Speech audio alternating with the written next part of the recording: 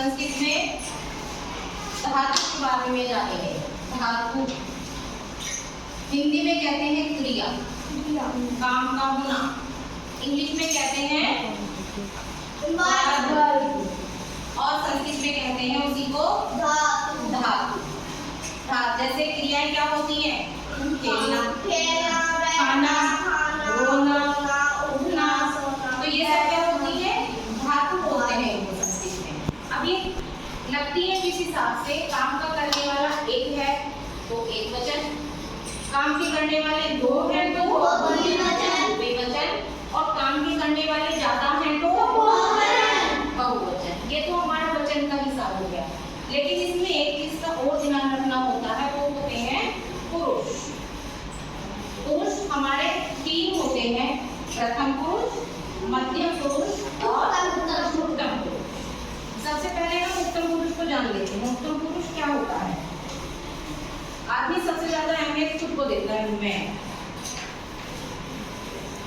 मैं एक वचन, हम दो द्विवचन, और हम सब बहुवचन।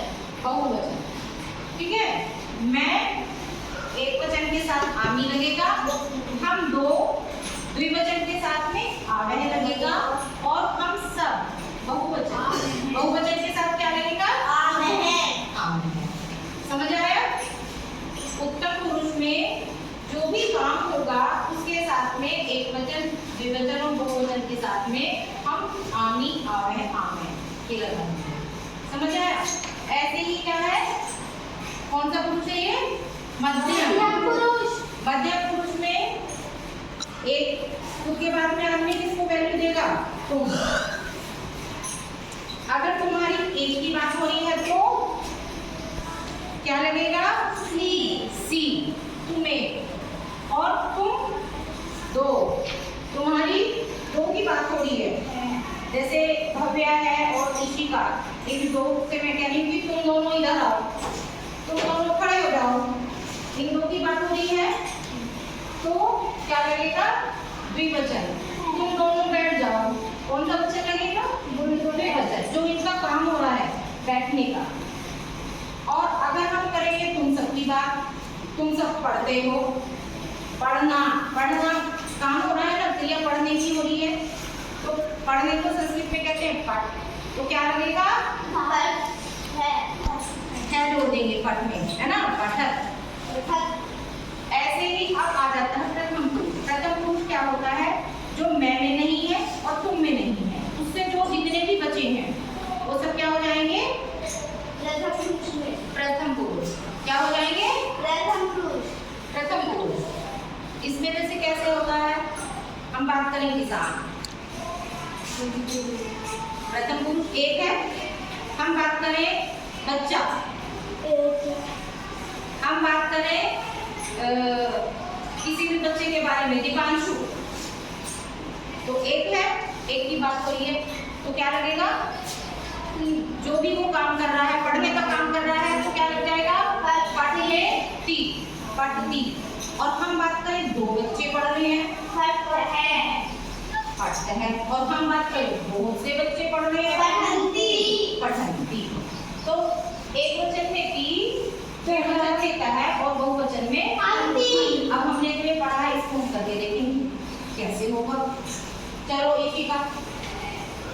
एक पॉकेट में से निकालो, पुरुष में से क्या है ये? बालक है। बालक है मतलब एक बालक। आप इसकी हम काम निकालो, धातु क्रिया निकालो, अच्छा सा काम निकालना इसका। दिखाओ बच्चों को क्या है ये? पठ मतलब पढ़ना। तो अब बालक कितना है? एक। तो कौन से वचन के साथ जुड़ेगा ये? तो क्या हो गया? एक बालक पढ़ता है। पढ़ती। एक बालक पढ़ता है। समझ आया? ठीक है, चलो मानवी एक टॉपिक में से निकालो तो ये क्या है? युवा। क्या है ये? यूयम। यूयम। यूयम मतलब तुम सब, यानी कि कौन सा वचन हुआ ये? बहुवचन। सबकी बात हो रही है ना, और तुम सब की, तो तुम में मध्यम पुरुष हो गया, और तुम सब भी पढ़ने का काम कर रहे हो, उसने कोई निकाला पर। यूयम। यूयम माने तुम सब, तुम सब, और पट कहाँ लगेगा? है में लग जाएगा। यूयम पठत, तुम सब पढ़ते हो, पढ़ते हो, तुम सब पढ़ते हो। अब चलो आ जाओ इसी का निकालो। ये तो ये निकाल लिया, इन लोग किसने निकाल लिया, अब तुम कोई और निकालो, कोई और निकालो। उत्तम पुरुष में से निकालो, इसका बचा हुआ है। क्या है ये? अहम। मतलब मैं। कहते हैं कि बड़ा अहंकार आ रहा है, उसी से है ये। मैं में बहुत अहंकार होता है। मैं उत्तम, इसीलिए इसका नाम भी देखो उत्तम। अहम, मैं, अहंकार वाली थोड़ी आवाज होती है। तो ये कौन से उसमें आया वचन में? उत्तम पुरुष। वचन कौन सा हुआ? एक वचन।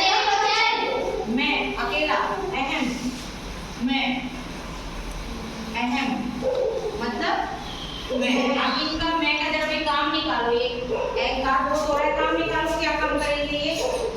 ओहो, काम करेंगे ये क्रीड, खेलने का। क्रीड, क्रीड माने खेलना, खेलना। तो ये कहाँ किसमें? देखो मैं एक वचन हो गया और क्रीड है, तो ये उत्तम पुरुष के एक वचन में लगेगा। लगाओ इसको, क्या हो गया? क्रीडानी।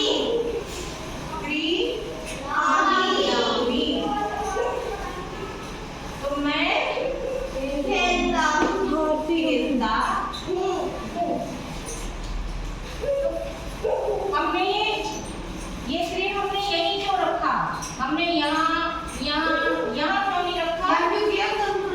तो ये उत्तम पुरुष का है, और उत्तम पुरुष के हम किसमें रखेंगे इसको? एक वचन, इसलिए हम यहाँ रखेंगे। सबकी जगह फिक्स है, ऐसे नहीं है कि ये उत्तम पुरुष जाके इनके पास बैठ जाएगा, नहीं। उत्तम पुरुष के जो दोस्त हैं वो आमी, आवे, आमे हैं, और जो मध्यम पुरुष के दोस्त हैं सीत है, और जो प्रथम पुरुष के दोस्त हैं